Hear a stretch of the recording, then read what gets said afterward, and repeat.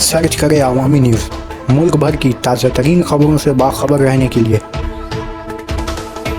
Subscribe करें हमारे channel को और बेल आइकन ज़रूर दबाएं।